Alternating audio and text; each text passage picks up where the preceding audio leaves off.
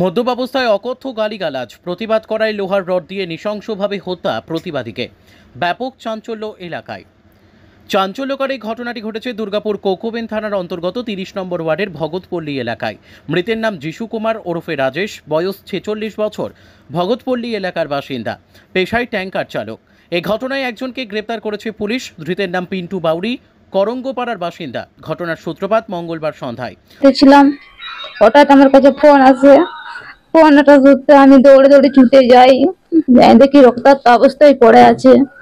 তারপরে পুলিশ আসে, পুলিশের সাহায্যে হসপিটাল নিয়ে যাওয়া হয়। তার ঘন্টা খানিক পরে হসপিটালে বলে দেয় যে মারা গেছে। কি করে হলো কিছু জেনেছেন? না, তা জানি না কিছু। আমি বাড়িতে ছিলাম। কেউ মেরেছে? হ্যাঁ, মেরেছে। কে? ওই যে কি নাম বলছে ওই ছেলেটা। দুজনের মধ্যে কি হয়েছিল? ওটা জানি না কি হয়েছিল ওদের মধ্যে। কি চাইছেন? আমি চাই আমার স্বামীকে যে মেরেছে তার শাস্তি হোক, তার সাজা হোক। কেন আমার দুটো ছোট ছোট বাচ্চা, আমি কি করে সামলাবো বলুন? সূত্র মারফত খবর, মঙ্গলবার সন্ধ্যায় যিশু 20 দিন পর কাজ সেরে ভগত পল্লীর বাড়িতে ফিরছিল। সেই সময় 30 নম্বর ওয়ার্ডের করঙ্গপাড়া গ্রামের চারমাথা মোড়ের কাছে একটি গাছের তলায় বসে পিন্টু বাউরি মদ্যপ অবস্থায় যিশু কুমারকে উদ্দেশ্য করে অকথ্য ভাষায় গালিগালাজ করছিল। এর প্রতিবাদ করে যিশু। অভিযোগ, এরপরই উভয়ের মধ্যে বাক্য বিনিময় হতে হতে তা ক্রমেই উত্তপ্ত হয়ে ওঠে। বচসায় জড়িয়ে পড়ে দুজনে। বচসার মাঝে হঠাৎই লোহার রড দিয়ে যিশুর মাথায় সজোরে আঘাত করে পিন্টু। মুহূর্তেই রক্তাক্ত অবস্থায় মাটিতে লুটিয়ে পড়ে যিশু। ঘটনার খবর জানাজানি হতেই খবর দেওয়া হয় কোকোবেন থানায়। তাকে এইভাবে মেরে দেওয়াটা বলেন, এবার ওদের কি সাহার আছে? কি শুনলেন কিভাবে মেরেছে? কিভাবে ওই সেলাই দিয়ে শুনেছি মেরেছে। হ্যাঁ, পুরো একদম এইভাবে মারাটা কি উচিত বলেন? এবার ছোট ছোট ছেলে মেয়ে আছে, ওর দায়িত্বটা কে নেবে বলুন? হ্যাঁ, মেয়েটা পড়ে, ছেলেটাও ছোট, ও পড়ছে উচ্চ মাধ্যমিকে। বলুন এইভাবে ওকে কি করা যাবে? ওকে শাস্তি দেওয়া হোক, ওকে ফাঁসি দেওয়া হোক, ওকে ফাঁসি দেওয়া হোক। এইটা নিয়ে 4টে ঘটনা ঘটিয়েছে। ও 4 জনকেও মার্ডার করেছে। ও বাইরে আসার অধিকার নেই ওর। ওকে যেন ফাঁসি দেওয়া হোক। ওকে কোনো মতে ওকে বাইরে দেওয়ার যেন না হোক। ও যা শয়তান ছেলে, ও গুন্ডাগিরি করে বেড়াচ্ছে এইভাবে। বাইরে বেরোলে তো আমাকে মার্ডার করবে, কালকে ওকে মার্ডার করবে। ওর কি ভরসা আছে? কি ঠিক আছে ওরকম লোককে?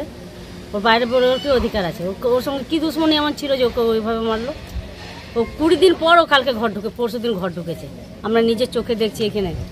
20 দিন পরও ঘর ঢুকলো। হ্যাঁ, রাজেশ। হ্যাঁ, গাড়ি চালাতে 20 দিন পরও ঘরে এসে নিজের ছেলেকে আওয়াজ দিল। হ্যাঁ, এমনি ও এত ভালো লোক ছিল বলার মতো। মদ খেতে যাই খেত, কিন্তু এমনি ভালো ছিল।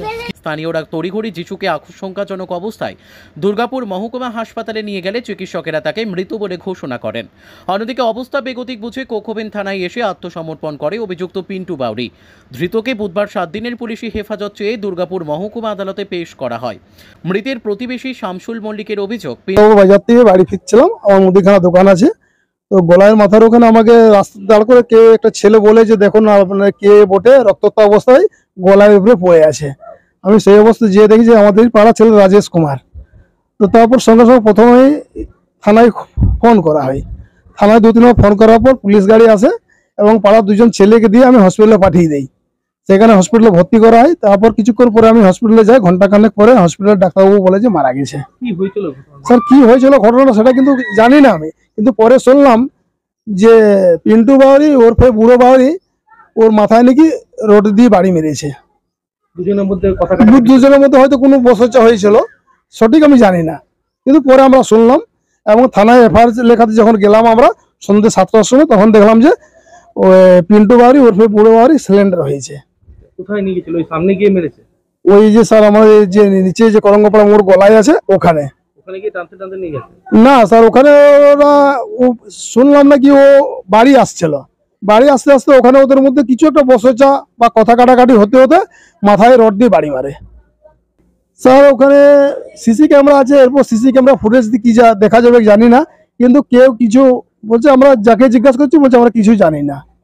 মৃত যিশু কুমারের 2 সন্তান, বড় ছেলে দ্বাদশ শ্রেণীর ছাত্র এবং মেয়ে ছোট স্কুলে পড়ে। পরিবারের একমাত্র উপার্জনের স্রোত ছিল যিশু।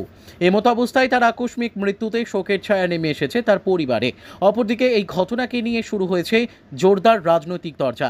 বিজেপি নেতা চন্দ্রশেখর বন্দ্যোপাধ্যায় অভিযোগ করেন, বিরুদ্ধে অভিযোগ করার পরে নিজে আত্মসমর্পণ করেছেন তিনি ওখানে মদ্যপ অবস্থায় গালিগালাজ করছিলেন।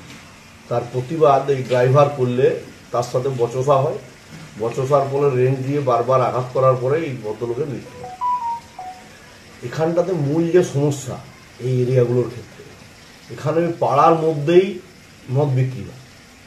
এই মদ বিক্রি হওয়ার ফলে প্রতিদিন যারা ডেলি লেবারের সাথে যুক্ত, বিভিন্ন ড্রাইভারি পেশার সাথে যুক্ত, পাড়ার মধ্যেই ইনস্ট্যান্টলি মদ পেয়ে যাচ্ছে, যার ফলে এটা খাওয়ার পরে বিভিন্ন ধরনের কটু কথা বলা, কুকথা প্রয়োগ করা, বচসায় জড়িয়ে পড়া, এরকম একটা ট্র্যাডিশন সবসময় থেকে যায়।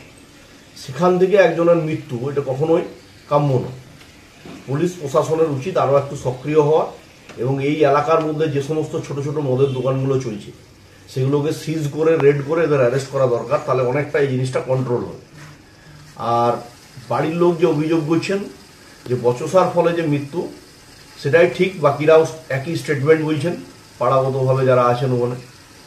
তো স্বাভাবিকভাবেই এরকম একটা ঘটনাকে কেন্দ্র করে অস্থির পরিবেশ তৈরি হবে এলাকায়, এটা কারো কাছেই কাম্য নয়। আমরা প্রশাসনের কাছে আবেদন রাখছি অবিলম্বে এই ছোট ছোট মদের জায়গাগুলোকে বন্ধ করা হোক এবং তার সাথে দোষীদের গ্রেপ্তার করে উপযুক্ত শাস্তি দেওয়া হোক। অন্যদিকে জেলা তৃণমূল কংগ্রেসের সহসভাপতি উত্তম মুখোপাধ্যায় বলেন, দুঃখজনক ঘটনা, আইন বহির্ভূত কাজ। যিনি মেরেছেন তার মারা উচিত হয়নি, আইন তিনি নিজের হাতে নিয়েছেন। প্রশাসন যে অবস্থায় দাঁড়িয়ে আছে ভারতবর্ষের মধ্যে, সেখানে নিশ্চিতভাবে বলতে পারি তার কিন্তু উপযুক্ত শাস্তি হবে। তার উপরে বিজেপিকে বললো না বললো তাদের কথা মানায় না। বিজেপিকে বলুন উত্তরপ্রদেশ সম্বন্ধে বলতে। উত্তরপ্রদেশকে পুলিশ যদি রেড করতে যায়, পুলিশকে মার দিচ্ছে, সে জায়গায় তখন চুপ করে থাকবেন। আর বিজেপির কোনো খেয়ে দেয়ে কাজ নাই, যদি কিছু হয় তখন তৃণমূলের বিরুদ্ধে বলা। আরে আপনি এখন ভারতকে সামলান, চীন আছে, পাকিস্তান আছে, বাংলাদেশ আছে, সেখানে বাইরের লোক যারা 4 জন 26 জনকে গুলি করে হত্যা করলো, তাদেরকে এখনো খুঁজে পাওয়া গেল না। আর বড় বড় বুলি ওড়াচ্ছে, বাংলার মাটিতে বড় বড় বুলি ওড়ানো কাজে লাগবে না।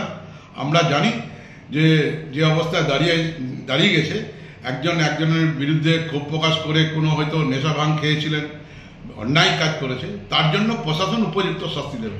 সেইটার সঙ্গে প্যারালালভাবে উত্তরপ্রদেশ, মধ্যপ্রদেশের সঙ্গে তুলনা করুন, আপনাদের কাজে লাগবে। আপাতত এই ঘটনার তদন্তে নেমেছে পুলিশ। ব্যক্তিগত আক্রোশ থেকেই খুন নাকি অন্য কোনো ষড়যন্ত্র রয়েছে এই ঘটনার পেছনে, তার রহস্য উন্মোচনে ধৃতকে জিজ্ঞাসাবাদ শুরু করেছে পুলিশ। দুর্গাপুর থেকে বিধানচন্দ্র গাঙ্গুলির report, crime press Bengal news.